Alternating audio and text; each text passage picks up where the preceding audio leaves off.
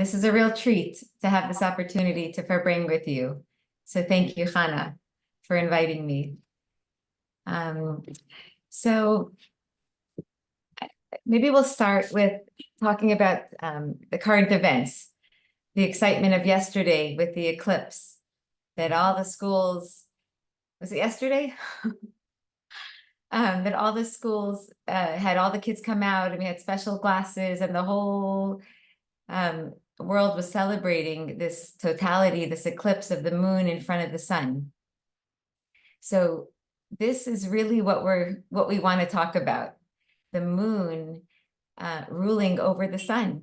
Usually we live in a sunlight world where the sun is the major attraction and nobody gives much attention to the moon. But yesterday we saw the moon completely covering the sun and getting all the attention.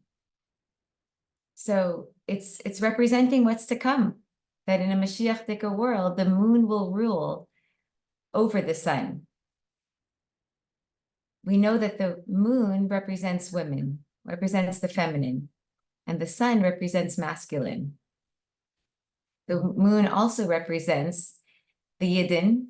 Yidden are the feminine people of the world, and the sun represents the other nations of the world. So as we come close to Mashiach, we see the moon taking that leadership stand. So what do we know about the moon? What do we understand about the role of the moon? The sun we understand very well. The sun it helps us see all the beauty in the world that there is to see. Everything amazing about the world, the sun helps us see. What about the moon? The moon is also a light in the night, but it doesn't help us see the color of the flowers. It doesn't help us see the beauty in God's world. So what's the point? The moon has a different job. The moon is telling us, don't look at the beauty that the eyes can see, because that beauty is nice, but that beauty comes second. We know in the Jewish day, when does the Jewish day begin? First comes night, then comes day. So before there's anything pretty to see, there's something that precedes the beautiful world. What precedes? The purpose. The purpose for everything comes first. But the purpose you can't find with your eyes. No amount of seeing will help you see the purpose of the world. No amount of seeing will help you find who is behind everything that we see. Purpose means there's someone there that has a purpose, that has a goal, and therefore what you see is serving their purpose. But first comes the someone with the purpose. And so what comes before daylight? First comes nighttime, first comes moonlight, because purpose always precedes anything that there is to see. So the moon is a light in the night that is reminding us something. It's helping us see, but it's not helping us see with our eyes. It's helping us see with our mind, with our heart. It's telling us, look deeper beneath the surface of the world, beneath the surface of everything that there is to see. Find the someone behind everything. Find the purpose behind everything. That's where the greatest beauty lies. That's where the best part of the world lies. The most beautiful part is when you find out why everything is here, why we are here. The purpose melts your heart more than any beautiful sunset can. So this is giving us a little peek into the feminine world. The moonlight is feminine. It's not very practical to get excited about the who, about the purpose, about something that you can't touch with your hands or taste with your mouth, see with your eyes. It takes a little wisdom. The moon represents wisdom. It takes wisdom to realize the best part is never the something. It's always the someone behind the something. and the goal that this someone has, that this thing is filling. So this is the feminine. Hashem created women with this ability to look beyond the surface, to know that what I see is not the whole story. There's much more to the story. And this comes naturally to us. So what does a woman find when she looks at the world? And we're talking to teachers, so know that whatever we're talking about ourselves as women, that when you see your daughters, when you see your students, know that even if they're not in touch with this feminine voice inside of them yet, it comes naturally to them. We just have to take away a few guards, and they'll be able to uncover this feminine voice that lies deep within each and every one of them. So what does the woman find when she looks at the world? What does the Rebbe find when he looks at the world? Because Chassidus is the feminine part of Torah. So Chassidus spells out who is behind everything we see. Why is there a world? What goal could the Eibishter have in creating a world? This is all beneath the surface. This is moonlight conversation. So as Chabad women, we can appreciate this conversation more than anyone in the world, because we're Chabad, we're Chassidim of the Rebbe, we have all Tairas Chassidus, we have the moonlight of Torah, the moonlight of the world spelled out for us, and we're women. So we have this natural sense in us that life is not about what I see, but life is about someone that I'm here for. So what does a woman find out? And what is this voice? A woman looks at the world and says, the beauty I see is not the whole story. The Eibishter, the one who created everything, that's the best part. What could we be doing for the Eibishter? How could we be serving a purpose for an almighty, powerful being? And we ask this question and we think about it and we learn Chassidus, and what we find is something amazing that we as women can relate to so well. The Eibishter says, I'm perfect. I need nothing. There's no thing I created the world for, because there was no thing that I was missing. But even though I'm perfect, it's still just me. And I desire to be with you, to be with my someone. That's my reason for creation. And it's not like the cherry on top. Being without you cannot be. The Eibishter says, I can't be without you. I need to be with you. And so in order to be with his someone, God created an entire universe, and everything in it is all so that the Eibishter can be with us, be with his someone. We get this, we understand this. This is a godly desire. It's not a human desire to need someone, because as human beings, we have so many need for so many things.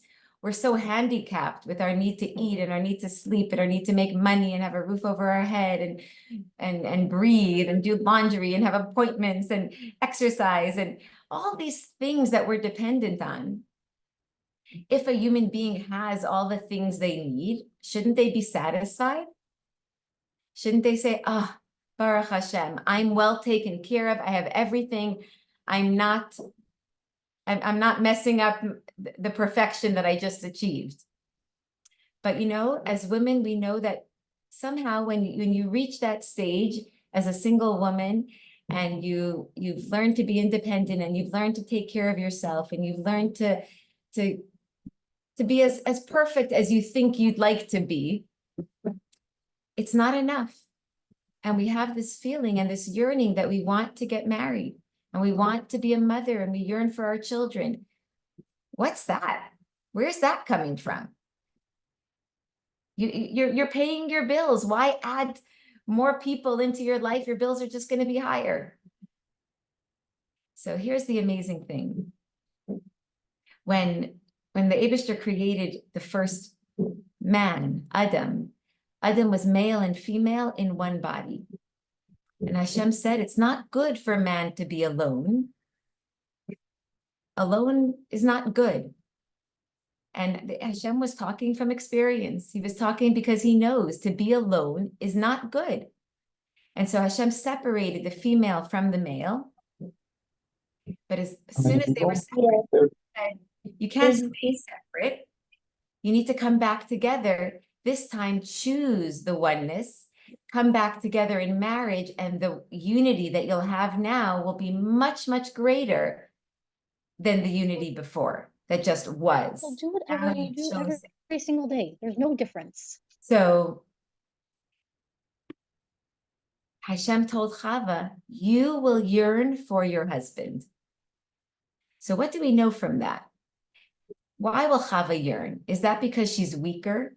Is that because she can't manage on her own and she needs the help?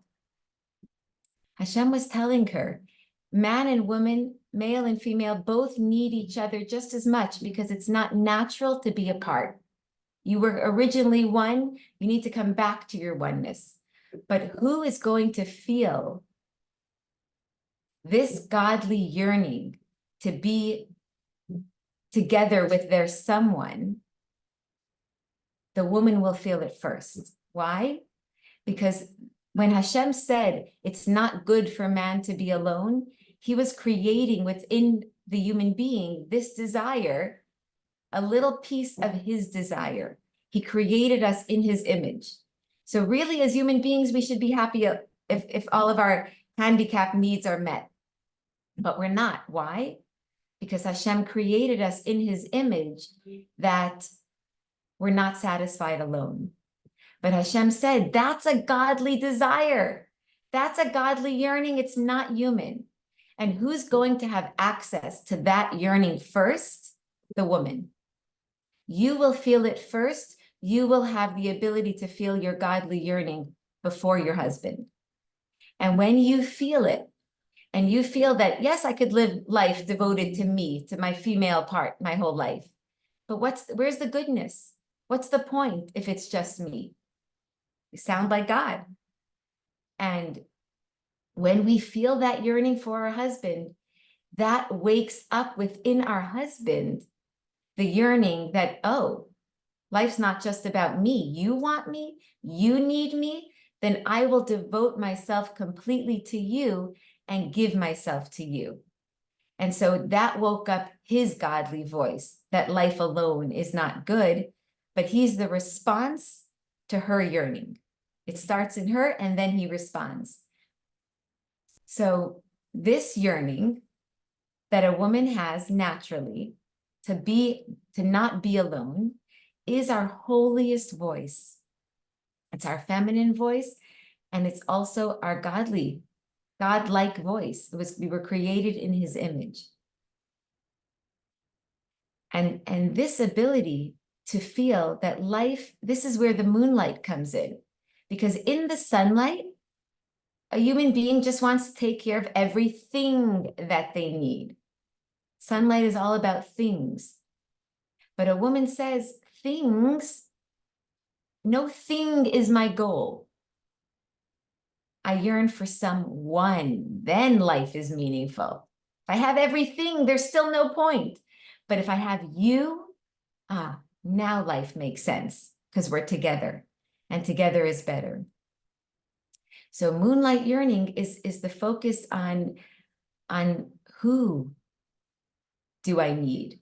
Who is in my life? Who do I belong with? Not what. And women are the role models to men on how to look beneath the surface of the world and how to realize that the goal in life is never something, not even a holy thing is our goal. No thing, someone. You're there for the Eibishter, you're there for your spouse, you're there for your children, you're there for your community, you're there for your friends. It's always about who you're affecting, who you're inviting into your life. And so I'd like to talk to, you'll give me a heads up on how much time I have. Okay. So when I'm talking to preschool, and we're learning about Rivka, and Eliezer was going to find a wife for Yitzchak. And he comes with all of his presents. And, Lavan runs out, so excited to see all the presents that Eliezer is bringing and all the things that he can get from Eliezer. And I asked the children, what do you think Rivka was excited about? Rivka and her brother were very different. Was Rivka excited about, oh, I'm so happy I get to be a Kala because look, I get all this jewelry and I get fancy clothing and I'm going to get all these things and that's why I'm excited? Or was she excited to be married to Yitzchak? She's going to have her husband, her heilige husband, Yitzchak, will be hers. What's the best part? Is the best part the presents, or is the best part having her husband? And we discussed this with 4-year-olds, and they get it right away that, of course, having him is much better than having his presence. But what was Lavan excited about? He didn't care about the who. He didn't care about Yitzchak. He cared about the presents. That was his excitement, and that's a very big difference. That's why she was Heilig, and she was so different than her family. And then we talk about, if your mommy, your mommy goes on a trip and she's away from the house and you miss her and she comes home and she has a big bag of presents with her. What's the best part? The presents that your mommy's bringing for you, or that she now came home? She's home. Having your mother or having her presents? Which part? Are you going to go and hug the presents and give the presents a kiss, or are you going to hug your mother? Someone is always more important than something. That's feminine. And I was teaching that in preschool to boys and girls, because we need to bring out this message in both of them. And once you make it, once you articulate it, it makes so much sense to them. And this is all of Chassidus. You do mitzvahs because you want reward from Hashem. And we ask them that.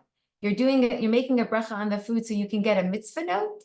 You're making a bracha so you can get a prize? Or you're making a bracha because Hashem is waiting for your bracha?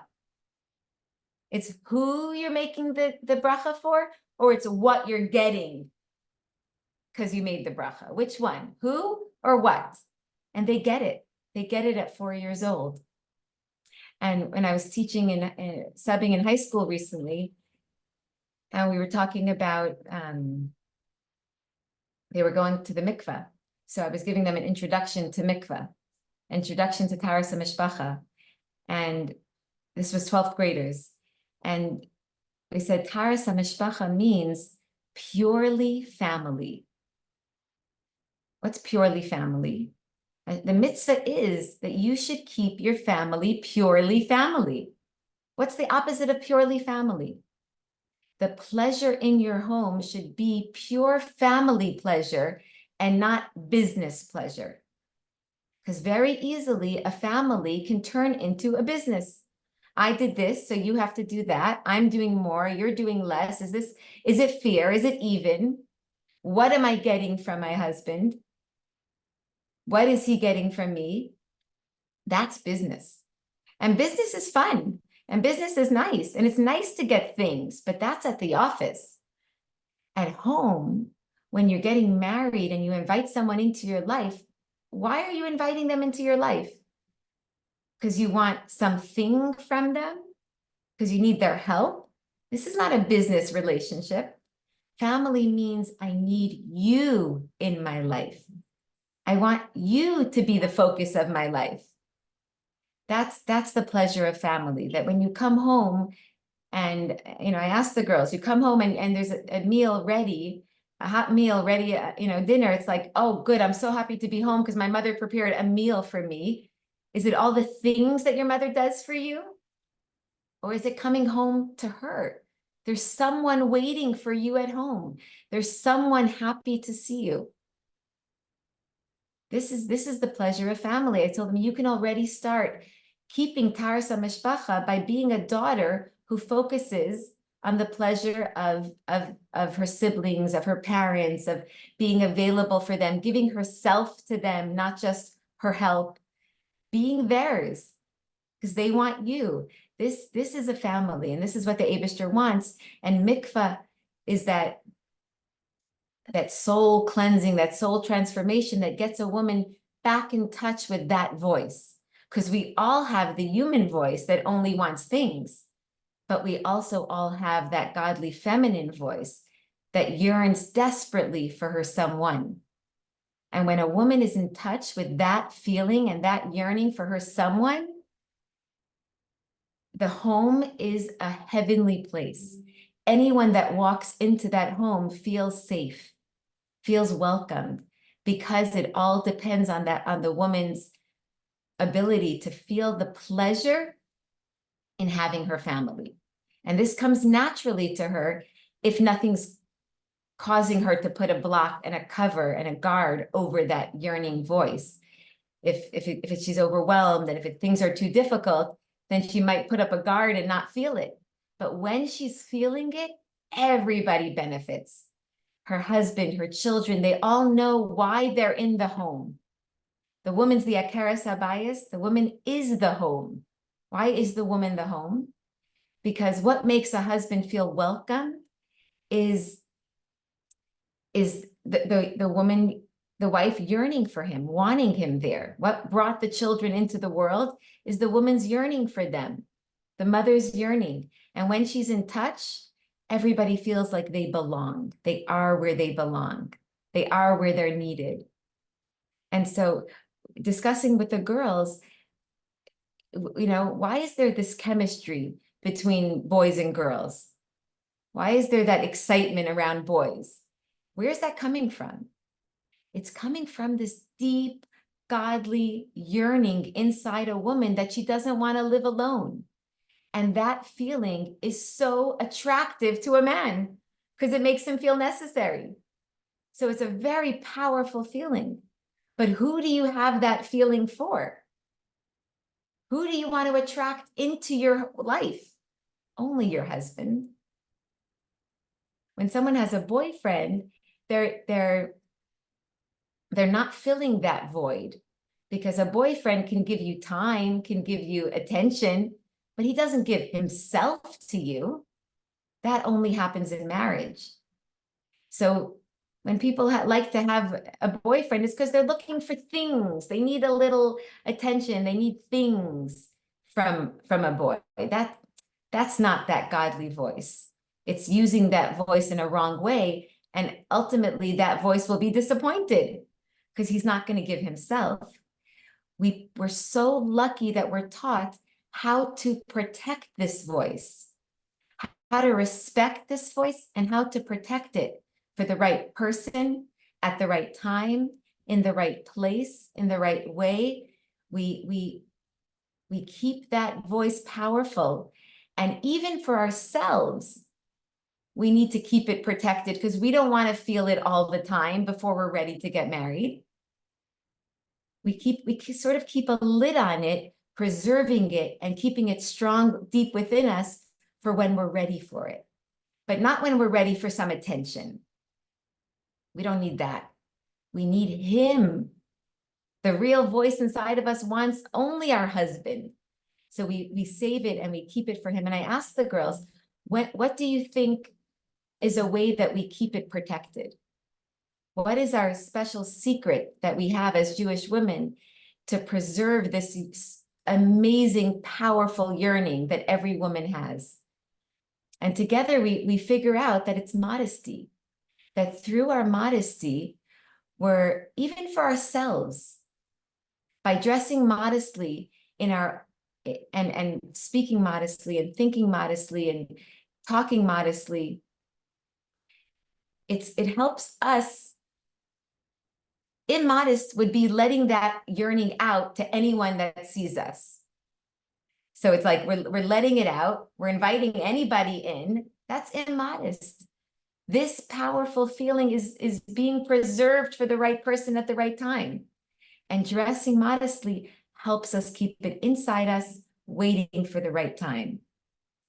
And how lucky are we? How lucky are we to know and to keep it strong? Because we were saying a girl who will let that feeling out wherever she goes, when she actually needs it, it's used up. It's kind of like energy. At the beginning of the day, you have tons of energy. At the end of the day, you're wiped and you need to like go to sleep to regain your energy. That can happen also with this female energy, this magnetic energy that attracts a man. If you let it out when you actually need it, you might not feel it anymore. Or if you hurt it, if you use it with the wrong person, you might insult it, and then you want to put such a lock on it that you'll never feel it again. So we need to recognize that each and every one of us, and I tell the girls, 2 minutes, I tell the girls that we never have to worry who we're going to marry. So I don't know what age teachers we're talking about, students at all different ages, but to know that before we're born, every single person, the Eibishter has a basher. Who is the other part of our neshama? Who it is that we yearn for? Hashem already knows who our children are going to be, and he knows who our husband is going to be. And we don't have to worry who it's going to be, or if, or how you're going to make somebody like you enough to want to marry you. No, your yearning that's within you is so powerful, and it's for someone very specific. And your husband cannot marry anybody else. And your yearning will only attract your husband, and he'll recognize you. And if you put a block on your feelings, then who's your husband going to marry? If you don't want to preserve it, then when you need it, your husband can't marry anybody else. This is a godly thing, that a neshama has two parts, that he separates us, that he brings us back together. And by teaching our children to have modesty from a young age, by helping our children recognize how amazing all of our Jewish women role models are, and how lucky we are to be Jewish women, we're preparing our students to be for their family, because each and every girl is the matriarch of her family and the family that's going to come from her, and that is dependent on her being able to be in touch with her feminine voice, with her feminine pleasure. It's the pleasure of someone over something. To recognize that life is not about things. Life is about someone, and I yearn for my someone at the right time, in the right place, with the right person. Every family is Kodesh HaKodashim. The holiest institution in our world is a woman's yearning and the family that she creates because of it.